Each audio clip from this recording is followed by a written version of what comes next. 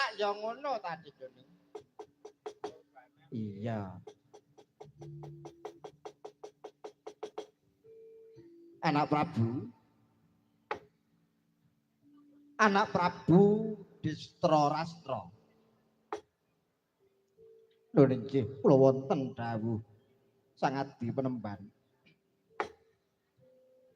Kabar kang wis sumebar warta kang wis rata tak mirengake mbok menawa putramu Jaka Pitana wis kok dhawuhake uga dadi Ratu Anom kuwi bener apa ora? Lho nggih. Sangat dipenemban kaleresan dawuh paduka sangat dipenemban ngene.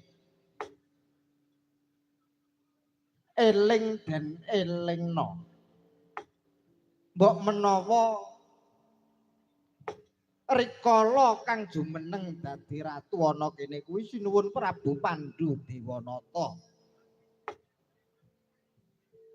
Kang mitungkas mbok menawa bakal titip wong titip kuwi adile balekno wong utang kuwi adile nyemayani. Nyaur Sengkuni. Lah kanca kula nika utang niku nggih nyemayani. Nyaur niku nek duwe. Kanca-kanca nika srek ra duwene timbang duwe.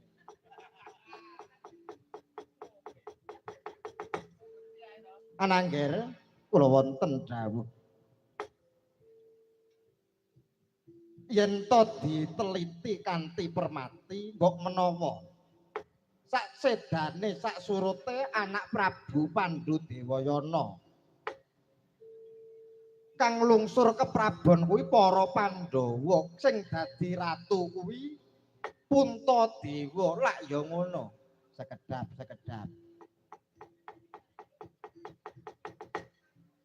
ratu menika ingkang nurunaken ratu lak nggih ngoten ya bener.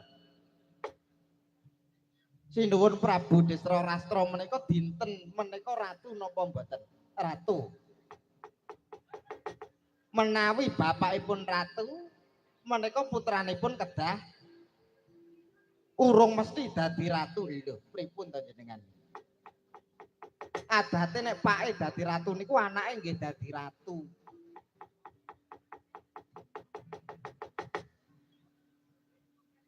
Sengkuni, kula wonten dawuh. Aja ganggu gawe. Adicune wane gondel piye? Wedange wis teko wedang. Jan nganti anyep ki meng wis siap ket sore meng urung ditokne adicune. Ora apa-apa kok menawa kena nggo lunyu-lunyu.